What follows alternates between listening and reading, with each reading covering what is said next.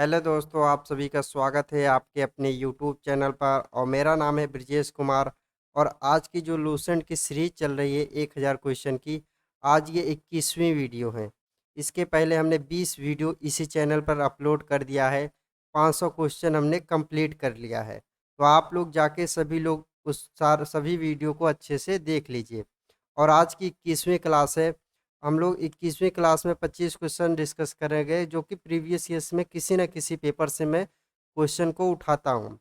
और ये मैं 1000 क्वेश्चन की सीरीज जो करा रहा हूँ, अगर आप लोगों ने 1000 क्वेश्चन पूरा कंप्लीट देख लिया तो आपका कोई भी एग्जाम बैठेंगे तो वहाँ से आपको ज़रूर यहाँ से क्वेश्चन देखने को मिलेगा। और ये सभी एग्जामों के लिए हेल्पफुल रहेगा। चलिए आज की क्लास शुरू करते हैं। क्वेश्चन है हमारा, अंतर्राष्ट्रीय आलू केंद्र। अंतर्राष्ट्रीय आलू केंद्र का मुख्यालय कहाँ पर है? जो अंतर्राष्ट्रीय केंद्र का मुख्यालय, इसी को शॉर्ट में बोलते हैं CIP। CIP। और इसका जो मुख्यालय है लीमा पेरू में है। ऑप्शन ए इसका राइट उत्तर है, लीमा पेरू। लीमा पेरू में इसका स्थित है। और इसकी स्थापना कब हुई थी अंतर्राष्ट्रीय आलू केंद्र की? ये 1971 में इसकी स्थापना हुई थी। अब हम लोगों ने अंतर्राष्ट्रीय देखा है, लेकिन अब हम लोग राष्ट्रीय देख लेते हैं, क्योंकि कभी राष्ट्रीय पूछ लेता है।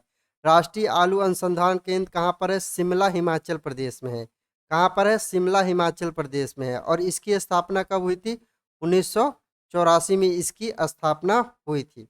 नेक्स्ट क्वेश्चन है, धूपगढ़ चोटी निम्नलिखित राष्ट्रीय उद्यानों में से किसमें अवस्थित है? धूपगढ़ की जो चोटी है ये किस राष्ट्रीय उद्यान में स्थित है, यही पूछा है। तो ये राष्ट्रीय उद्यान सतपुड़ा राष्ट्रीय उद्यान में स्थित है। ऑप्शन ए इसका राइट उत्तर हो जाएगा। सतपुड़ा राष्ट्रीय उद्यान जो है इसमें स्थित है। और सतपुड़ा राष्ट्रीय उद्यान कहाँ पर है? मध्य प्रदेश में सतपुड़ा राष्ट्रीय उद्यान है। और मध्य प्रदेश की सबसे ऊंची चोटी कौन सी है? धूपगढ़ चोटी। और ये सतपुड़ा जो हिमालय रेंज है इसी में पड़ती है। और ये मध्य प्रदेश की सबसे ऊंची चोटी है। अब जैसे कान्हा, बांधवगढ़ और माधव और सतपुड़ा, ये सभी राष्ट्रीय उद्यान कहाँ पर है? MP में है। ये भी आपसे क्वेश्चन में पूछ सकता है। नेक्स्ट क्वेश्चन है हमारा, भारत की संसद द्वारा भारत की संसद द्वारा आपदा प्रबंधन अधिनियम किस वर्ष पारित किया गया? तो जो भारत की संसद द्वारा आपदा प्रबंधन अधिनियम जो आया था, ये 2005 में इसको पारित किया गया। ऑप्शन बी इसका राइट उत्तर है 2005। 2005 में इसको पारित किया गया। लेकिन 2006 में क्या हुआ? ये जाके लागू हुआ पूरे देश में। 2006 में इसको लागू होने में लगा, लेकिन पारित 2005 में हो गया था। नेक्स्ट क्वेश्चन है हमारा, निम्नलिखित में से कौन भारत की सबसे बड़ी मीठे पानी की झील है? तो देखिए यहाँ पे पूछा है भारत की सबसे बड़ी मीठे पानी की झील। तो सबसे बड़ी जो मीठे पानी की झील है वो बुलर झील है। ऑप्शन बी इसका राइट उत्तर है, बुलर झील सबसे बड़ी मीठे पानी की झील है। और बुलर झील कहाँ पर स्थित है? ये जम्मू कश्मीर में बुलर झील स्थित है। अब जैसे और भी ऑप्शन है, जैसे हमारा दे रखा है कोलेरू झील। कोलेरू झील जो है ये हमारा आंध्र प्रदेश में पड़ता है।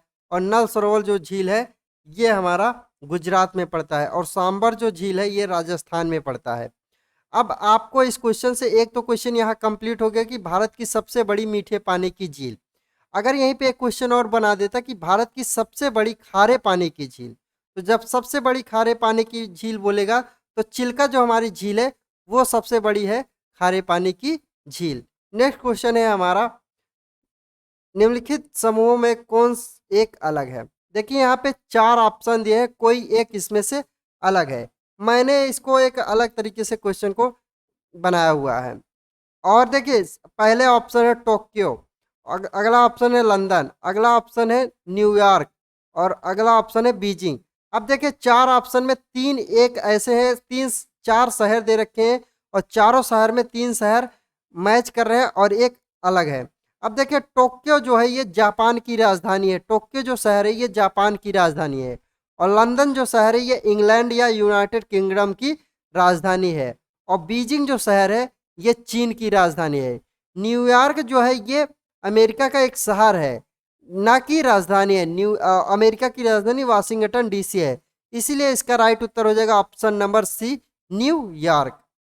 नेक्स्ट क्वेश्चन है हमारा, इंडोनेशिया निम्नलिखित में से किस देश के साथ भूमि साझा नहीं करता है? तो इंडोनेशिया किस देश के साथ भूमि साझा नहीं करता है? तो इंडोनेशिया जो है ये ब्रुनेई के साथ भूमि साझा नहीं करता। ऑप्शन ए इसका राइट उत्तर हो जाएगा, ब्रुनेई के साथ अपनी सीमा साझा नहीं करता है। अब देखिए इंडोनेशिया की जो राजधानी है वो जकार्ता है, और जकार्ता क्या हो रही है, डूबने वाली है। जकार्ता क्या हो रहा है, डूब डूब जा रही है, और इसीलिए इंडोनेशिया अपनी राजधानी को बोर्नियो द्वीप पे ले जा रही है। तो आप लोग ये भी ध्यान रखिए। और इंडोनेशिया की नई जो राजधानी बन रही है नूर संतारा बन रही है, तो ये भी आप लोग ध्यान रखिए। अब जैसे और ऑप्शन है हमारा ब्रुनेई जो देश है इसकी राजधानी हमारा क्या है, बंदर शेरी बागवान। ब्रुनेई की जो राजधानी है हमारी क्या है, बंदर शेरी बागवान। और तिमोर लिस्ट की जो राजधानी है दिल्ली है। तिमोर लिस्ट की राजधानी क्या है, दिल्ली है। और मलेशिया की जो राजधानी है कुआलालंपुर है। मलेशिया की राजधानी कहाँ पर है, कुआलालंपुर। और पपुआ न्यू गिनी की जो राजधानी है ये पाटो मोरेस्बी है। पाटो मोरेस्बी पपुआ न्यू गिनी की राजधानी है। नेक्स्ट क्वेश्चन है हमारा, निम्नलिखित में से कौन सही सुमेलित नहीं है। यहाँ पे देखिए 4 ऑप्शन दिए गए हैं, एक ऐसा है कि जो सही सुमेलित नहीं, वही पूछा है कि कौन सा सही सुमेलित नहीं है। अब इसके लिए हमें सभी ऑप्शन को देखना पड़ेगा। ऑप्शन ए है अस्पृश्यता का अंत। अस्पृश्यता का अंत जो है ये अनुच्छेद 17 में है, ये भी बिल्कुल राइट है। गिरफ्तारी और निरोध विरुद्ध संरक्षण, गिरफ्तारी और निरोध विरुद्ध जो संरक्षण है ये अनुच्छेद 23 में नहीं है, ये अनुच्छेद किस में है, 22 में है। और अनुच्छेद 23 में क्या है, मानव तस्करी को रोकना अनुच्छेद 23 में है। तो इसका राइट उत्तर हो जाएगा ऑप्शन नंबर बी, गिरफ्तारी और निरोध विरुद्ध संरक्षण जो है अनुच्छेद 22 में है, ना कि अनुच्छेद 23 में है। अनुच्छेद 23 में है मानव तस्करी को रोकना। और ऑप्शन सी है धर्म की स्वतंत्रता। धर्म की जो स्वतंत्रता है अनुच्छेद 25 के द्वारा दिया गया है। ऑप्शन डी है अल्पसंख्यकों के हितों का संरक्षण। अल्पसंख्यकों को जो हितों का संरक्षण है अनुच्छेद 29 के द्वारा संविधान में इनको दिया गया है। नेक्स्ट क्वेश्चन है हमारा, निम्नलिखित अम्लों में से किस अम्ल का उपयोग कार बैटरियों में किया जाता है। तो ऐसा कौन सा अम्ल है जिसको हम कार बैटरी में करते हैं, तो वो हमारा ऑप्शन है सल्फ्यूरिक अम्ल। ऑप्शन सी इसका राइट उत्तर है। सल्फ्यूरिक अम्ल जो है ये कार बैटरी में किया जाता है। अब देखिए सल्फ्यूरिक अम्ल का सूत्र होता है H2SO4। ये भी आप लोग ध्यान रखें क्योंकि सबसे ज़्यादा पूछा जाता है H2SO4 क्या है, सल्फ्यूरिक अम्ल है। और एसिटिक अम्ल जो है ये फलों को पकाने के लिए हम लोग इसका यूज करते हैं। नेक्स्ट क्वेश्चन है हमारा, आलू के चिप्स किस वातावरण में प्लास्टिक की थैलियों में पैक किए जाते हैं। तो जो आलू का चिप्स है ये किस वातावरण में प्लास्टिक की जो थैली होती है उसमें पैक किया जाता है, ये नाइट्रोजन जो वातावरण है इसमें पैक किया जाता है। ऑप्शन ए इसका राइट उत्तर हो जाएगा नाइट्रोजन वातावरण। ऐसा क्यों किया जाता है, क्योंकि नाइट्रोजन का जो वातावरण होता है अगर नाइट्रोजन में हम लोग करते हैं तो ऑक्सीजन से हमारी क्रिया नहीं हो पाती, और अगर ऑक्सीजन से कोई भी चीज़ क्रिया कर लेगा तो वो चीज़ें हमारी खराब हो जाती है। खराब ना होने के लिए हम लोग नाइट्रोजन के वातावरण में प्लास्टिक की थैलियों को पैक करते हैं। नेक्स्ट क्वेश्चन है हमारा, सफेद प्रकाश उपस्थित निम्नलिखित रंगों में से कौन सा रंग शीशे के प्रिज्म द्वारा सबसे कम विचलित होता है। यहाँ पूछा है कि सबसे कम विचलित होता है, तो ऐसा कौन सा रंग है जो सबसे कम विचलित होता है, लाल रंग जो है सबसे कम विचलित होता है। ऑप्शन बी इसका राइट उत्तर है, लाल रंग सबसे कम विचलित होता है। लेकिन अगर यही पूछा जाता सबसे ज्यादा कौन विचलित होता है तो बैगनी रंग यहाँ पे इसका राइट उत्तर हो जाता। बैगनी रंग क्या होता है, सबसे ज्यादा प्रिज्म में विचलन होता है। ये दोनों मैंने क्वेश्चन बहुत ज्यादा पूछा जाने वाला क्वेश्चन है, दोनों मैंने बता दिया है। नेक्स्ट क्वेश्चन है हमारा, हल्दी घाटी के युद्ध में महाराणा प्रताप के अलावा राजपूत सेना का सेनापति कौन था। हल्दी घाटी का जो युद्ध हुआ था इसमें दो सेनाओं के बीच युद्ध हुआ था। इसमें पूछा है कि महाराणा सेना की जो राजपूत सेना थी इसका नेतृत्व कौन, सेनापति कौन था। ऐसा समझ लीजिए जो हल्दी घाटी का युद्ध हुआ था ये 18 जून, बहुत ज़्यादा इंपॉर्टेंट है ये तारीख, 18 जून 1576 को हल्दी घाटी का युद्ध होता है।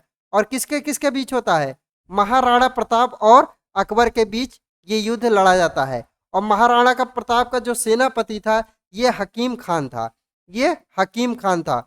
और अकबर का जो सेनापति था मान सिंह था। तो ये ध्यान रखें। और तो इसका राइट उत्तर हो जाएगा ऑप्शन नंबर बी, हकीम खान। महाराणा प्रताप की सेना का सेनापति कौन था, हकीम खान था। और अकबर की सेनापति का कौन था, अकबर का सेनापति कौन था, मान सिंह था। और ये हल्दी घाटी का युद्ध हुआ था। यहाँ बोलते हैं बहुत ज़्यादा खून की नदियाँ, आज भी यहाँ की जो घाटी है वहाँ पे पीली पीली मिट्टी यहाँ पे होती है, तो ये मिट्टी अभी तक पीला है। तो ये बहुत ज़्यादा खतरनाक युद्ध हुआ था और 18 जून 1576 को हल्दी घाटी का युद्ध लड़ा गया था। और ये किसके किसके बीच लड़ा गया था? राजपूत और मुगल सम्राट अकबर के बीच में, राजपूत महाराणा प्रताप के बीच और मुगल सम्राट अकबर के बीच में ये लड़ा गया था। नेक्स्ट क्वेश्चन है हमारा, निम्नलिखित में कौन भारतीय संविधान के अनुसार सही सुमेलित नहीं है? यहाँ पूछा कि कौन सही सुमेलित नहीं है, तो 4 ऑप्शन दिए गए हैं, इसमें से 3 सही है और एक ऑप्शन ऐसा है कि जो यहाँ पे मैच नहीं कर रहा है, तो वही हमें इसको देखना है। अब देखिए हम लोग इसके लिए हम लोग सबसे पहले क्या करेंगे, ऑप्शन को क्रिएट करते हैं। जैसे ऑप्शन हमारा है पंचायती, पंचायती भाग 9 में है, बिल्कुल सही बात है। पंचायत हमारा किस भाग में? 9 में है। ऑप्शन बी है नगर पालिका, नगर पालिका हमारा भाग किस में है? 9A में है, बिल्कुल सही बात है। 9A में हमारा क्या नगर पालिका है। और ऑप्शन सी है सहकारी समितियां, सहकारी समितियां जो है ये 9B में है और ये भी बिल्कुल सही है। और अधिकरण, ऑप्शन डी है अधिकरण, भाग 10 बिल्कुल गलत है। अधिकरण जो है ये भाग 14A में है। कहाँ पर है? 14A में है। इसका राइट उत्तर हो जाएगा ऑप्शन डी अधिकरण, ना कि भाग 10 में है। नेक्स्ट क्वेश्चन है हमारा, दिल्ली सल्तनत के किस शासक ने अपने आप को खलीफा घोषित कर दिया था? दिल्ली का ऐसा कौन सा शासक है जिसने अपने आप को खलीफा घोषित कर लिया था? यह क्वेश्चन बहुत ज़्यादा एग्जाम में पूछा जा चुका है। यह किया था मुबारक खिलजी, ऑप्शन सी इसका राइट उत्तर हो जाएगा। मुबारक खिलजी जो था ये अपने आप को खलीफा घोषित कर लिया था। मुबारक खिलजी अलाउद्दीन खिलजी का बेटा हुआ करता था। नेक्स्ट क्वेश्चन है हमारा, निम्नलिखित भारत की नदियों में कौन कर्क रेखा को 2 बार काटती है? देखिए यहाँ पे भारत की ऐसी कौन सी नदी है जो कर्क रेखा को 2 बार काटती है, यहाँ पे पूछा है। तो माही नदी है जो भारत की कर्क रेखा भारत से गुजरती है, उसको 2 बार काटती है। ऑप्शन ए इसका राइट उत्तर है माही नदी। माही नदी जो है कर्क रेखा को 2 बार काटती है और कर्क रेखा भारत के 8 राज्यों से होकर गुजरती है, ये भी क्वेश्चन आप ध्यान रखिएगा।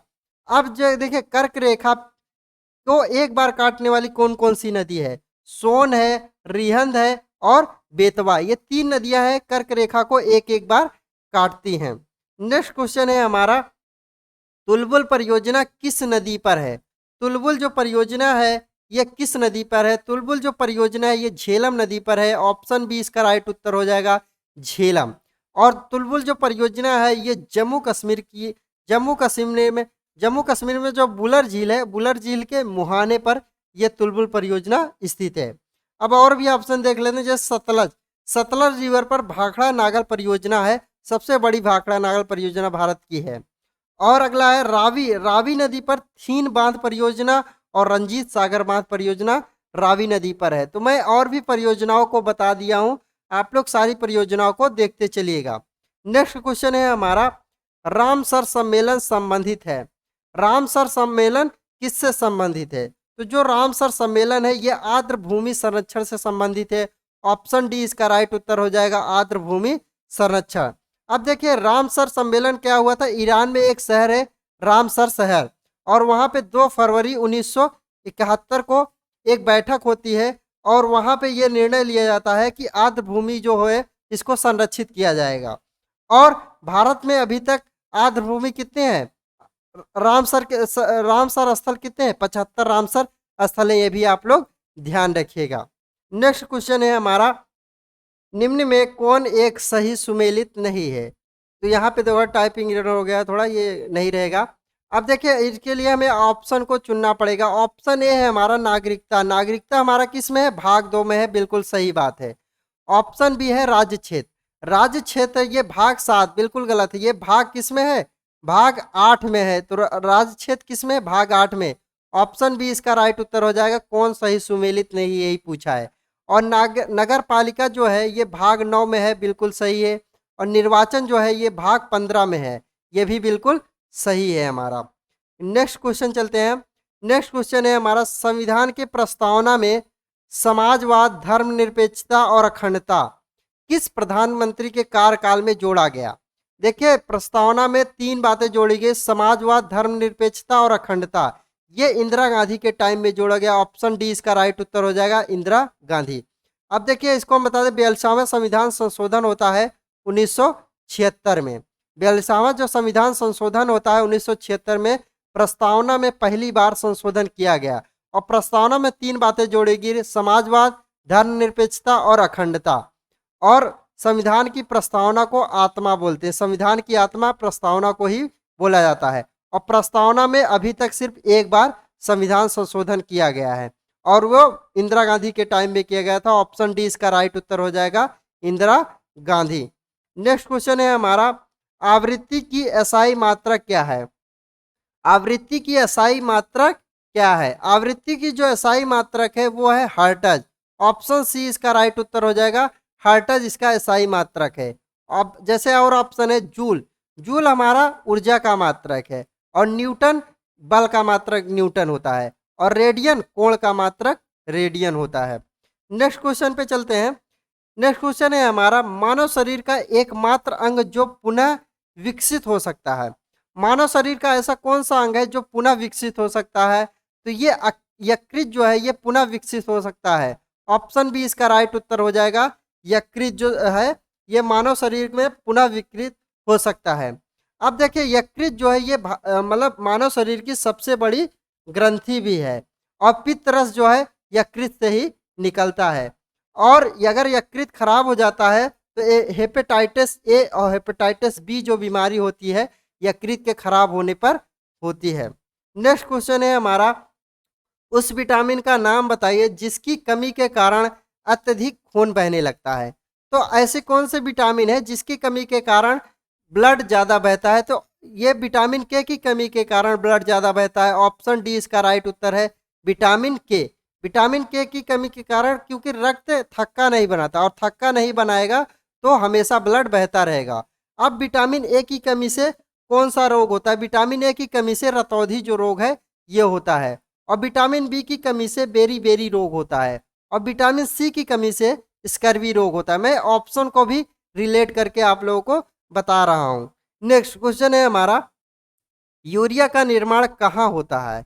यूरिया का निर्माण कहाँ पर होता है? तो यूरिया का जो निर्माण होता है यकृत में होता है। ऑप्शन बी इसका राइट उत्तर है, यकृत।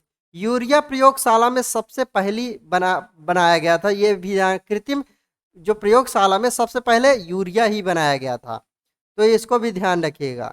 नेक्स्ट क्वेश्चन है, वंदे मातरम जो आगे चलकर भारत का राष्ट्रीय गीत बना, पहली बार कब कहाँ गाया गया? वंदे मातरम जो है ये 1896 जो कांग्रेस अधिवेशन हो रहा था कलकत्ता में, यहाँ पे सबसे पहले वंदे मातरम गाया गया। ऑप्शन डी इसका राइट उत्तर हो जाएगा, 1896। और वंदे मातरम को किसने लिखा है ये भी क्वेश्चन पूछा जा चुका है। बंकिम चंद्र चटर्जी के द्वारा वंदे मातरम लिखा है। और वंदे मातरम कहाँ से लिया गया है? आनंद मठ से वंदे मातरम लिया गया है। और वंदे मातरम को संविधान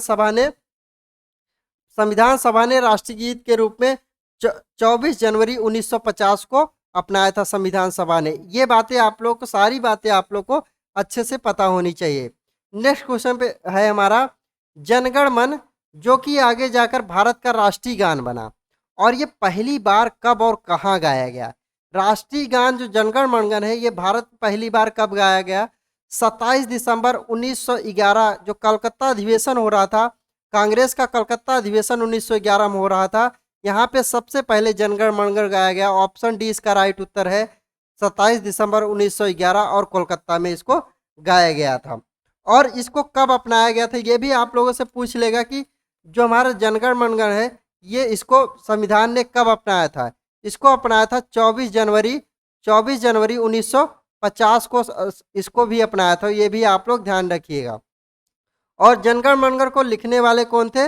रविन्द्रनाथ टैगोर ने जनगण मनगण को लिखा है। नेक्स्ट क्वेश्चन है हमारा, भारत का राष्ट्रीय आदर्श वाक्य क्या है? भारत का जो राष्ट्रीय आदर्श वाक्य क्या है? ये सत्यमेव जयते है। ऑप्शन ए इसका राइट उत्तर हो जाएगा, सत्यमेव जयते ये भारत का राष्ट्रीय वाक्य है। और सत्यमेव जयते को कहाँ से लिया गया है? मुंडको उपनिषद से लिया गया है। सत्यमेव जयते को कहाँ से लिखा गया? मुंडका उपनिषद से लिया गया है। ये भी आप लोगों को सारी बातें आप लोग ध्यान है। मैं ऑप्शन को इसलिए तोड़ के बताना, जिससे कि आप लोगों को एक ही क्लास में ज़्यादा से ज़्यादा चीज़ें कवर हों। आप लोगों से मुलाकात होगी नेक्स्ट वीडियो में, और अगर आप लोगों को वीडियो पसंद आया होगा तो अपने दोस्तों को ज़रूर शेयर करिएगा, और लाइक और चैनल को सब्सक्राइब ज़रूर कर लीजिए, और नई वीडियो में आप लोगों से मुलाकात होगी। जय हिंद।